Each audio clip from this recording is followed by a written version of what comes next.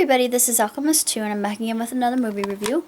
I just recently got a chance to see Max Steel, and honestly I'm glad I waited until it came out in this format rather than seeing it in a cinema. And honestly I don't understand how it even got greenlit, but I was always in love with the cartoon growing up, and I always perceived it as being much better in so many different aspects than the actual movie was.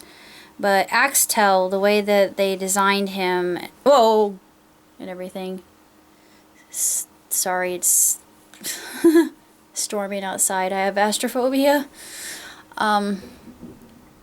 Okay, I didn't count that one. I should have counted.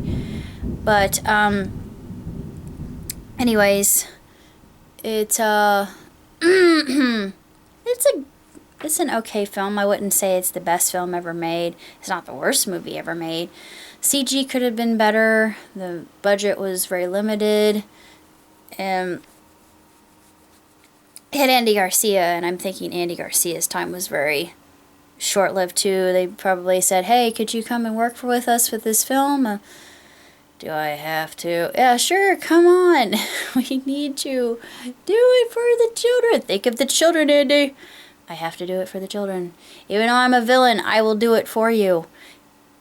You'll thank me later. Nobody even knows. Nobody even recognized you in your role as the villain in this film. But yeah, it's formulaic. Yes, it's cliched. Yes, you know it's going to happen. And you know the villains and the heroes are very clearly delineated in this film. And it's not difficult to tell good from bad in this movie at all. Despite that being said, I have to say that Axtell, or Steel, especially the voice actor who voiced, I didn't know him. He did a really fantastic job. I thought he did really a spiffy rendition, and it sounded just like Steel on the cartoon. So yeah, and this kid who they had playing Max was a dead ringer, and the relationship between Sophia and Max really reminded me of one of my favorite ships of all time, which would be Rex and Circe, or Circe, Circe. Her name is pronounced Circe. But we all know how that ship ended, sadly enough. He just kept trying to convince her to break away from that bad group of influence surrounding her, and it was all for good reason. But once you're codependent on that kind of crowd, it's kind of difficult to change. I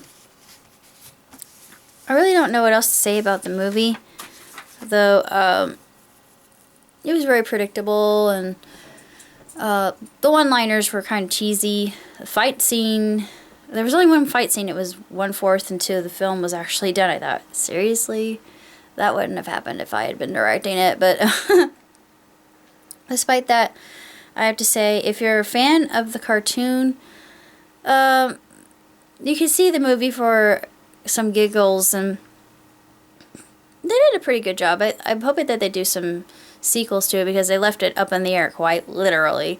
But I'm wondering what they'll do with it, if they're going to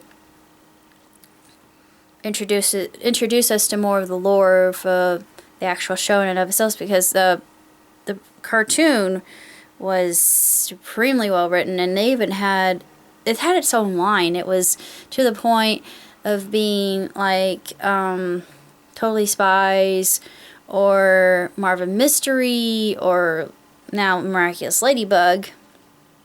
Those are some very popular franchises. And yeah, I was just curious why something so beloved could be, you know, just kind of it seemed very haphazardly. I mean, not really haphazardly done. It was good. It was a solid film, and I didn't see anything wrong with it. Yeah, it was good versus evil, good wins the day, and you're happy with that, and you're pleased. And of course, Steel steals the show. Haha, hee hee. I made a pun.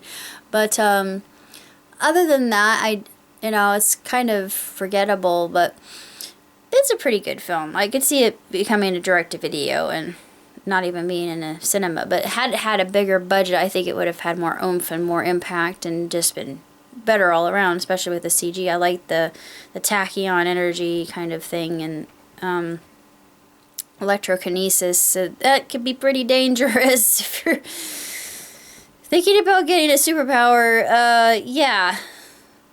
Be cautious. Any elemental power would be. I don't care what it is.